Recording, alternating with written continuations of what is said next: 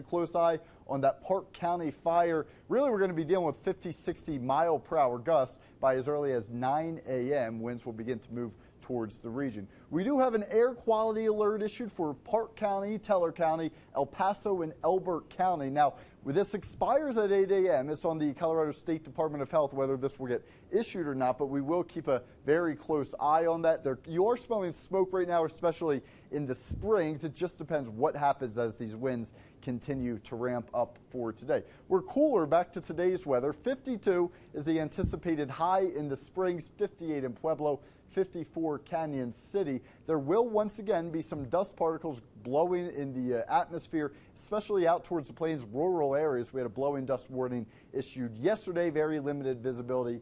Could happen all over again today. One thing, 50, 60s out towards the plains, it's noticeably cooler across the region. That's really thanks to a northwesterly flow impacting us. So by 4 p.m., 51 in the Springs, over in Pueblo, 56.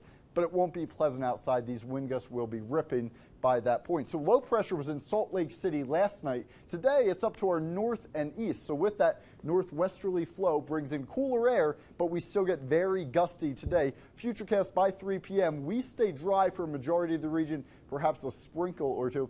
What we monitor high winds and critical fire weather once again are in the forecast and anticipated through really the evening hours. We're dry for your Saturday, not a cloud in the sky. It does remain breezy, and there will once again be fire concerns.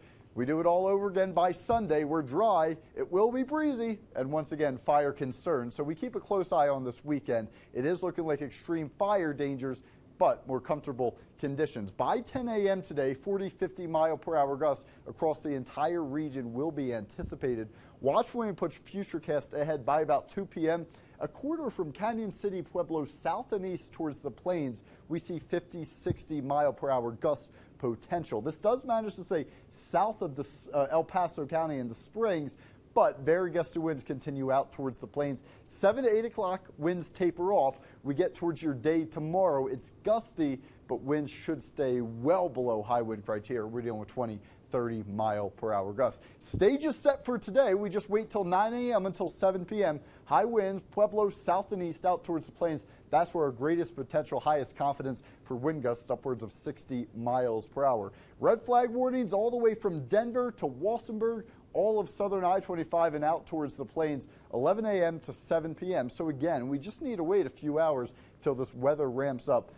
High fire growth aided by 60 mile per hour wind gusts. We'll see how that impacts the Park County fire ongoing right now. Be sure you do stick with us through GMA. We'll have break-ins on that. 60s and 70s for your Saturday and Sunday. And then by Sunday, we could be monitoring some very breezy conditions. Your 7-day forecast, it's a breezy, potentially extreme fire weather weekend.